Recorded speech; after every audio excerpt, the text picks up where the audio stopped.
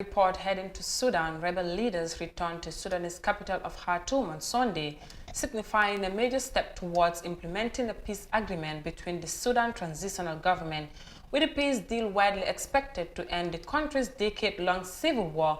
Jubilant crowds packed a central square in Khartoum, despite government warning for people to take care amid the coronavirus pandemic. Mariama Cham has more. Hundreds of thousands died in decades of conflict, including in Sudan's war-ravaged western region of Darfur. June 30, 1989 is a date that will always be ingrained in Sudanese history.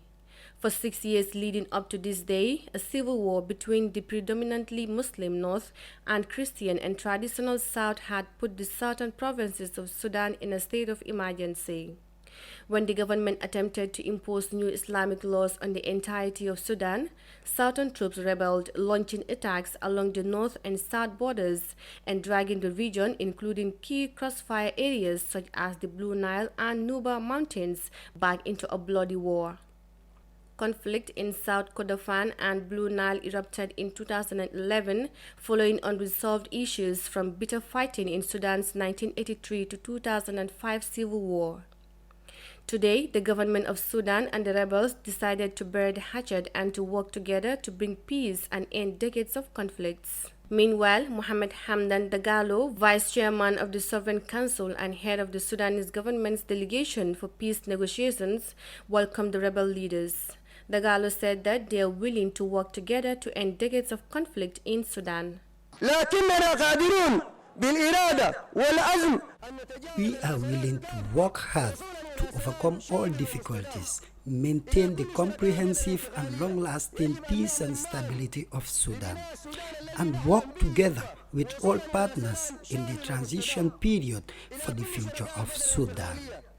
On October 3, 2020, the Sudanese government signed a comprehensive peace deal with opposition groups in the South Sudanese capital city of Juba to end decades of conflict in Darfur, Blue Nile, and South Kordofan regions. The peace deal covers a number of tricky issues, from land ownership, reparations and compensation, to wealth and power sharing and the return of refugees and internally displaced people.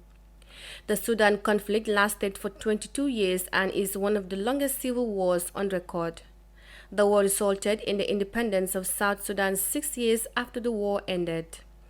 Roughly 2 million people died as a result of the war, famine, and disease caused by the conflict.